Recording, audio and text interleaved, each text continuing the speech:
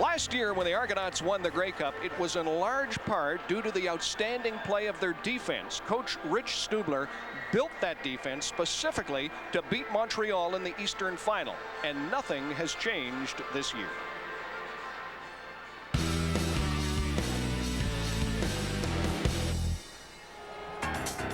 Rich Stubler, the defensive coordinator for the Argos. With all those veterans, he pushes the envelope with his complexion on defense. In 2002, when the coaching change happened, Rich Stubler came in and he began to have an effect. He began to start to build some relationships. I think we've got a group of guys here, and Rich has given us the ability to take that ownership. Guys take a lot of pride coming to work every day. They take a lot of ownership in the product and the way they play. In Hamilton, we're a lot more of a head-banging team, jam-you, physical.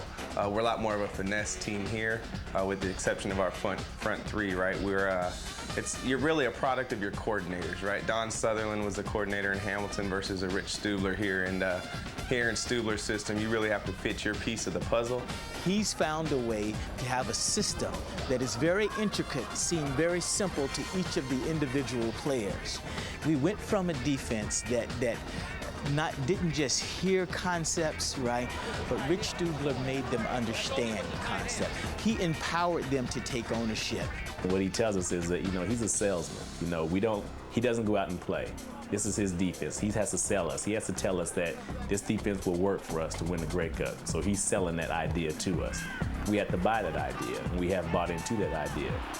He's not always going to keep the athlete that runs the fastest or jumps the highest, right? He wants the athlete that can think, that can understand, that can play his piece of the puzzle. So if you're a corner piece, he doesn't want you trying to be a middle piece, right? He is really, in my mind, revolutionized his approach to not just defense, but the way you coach football. One of the most sought after questions is what is our style of defense? Are we bend but don't break? There's no design that says let them march down the field and let's tighten up at the goal line. That's not what we're about. Your goal as a defense is to make sure that you're in every football game, that you're not blown out. You can run the ball up and down the field, you can pass the ball up and down the field, but if you're not getting into that end zone, you're not going to be a very successful offense. So I think that's where the bend but don't break mentality comes from.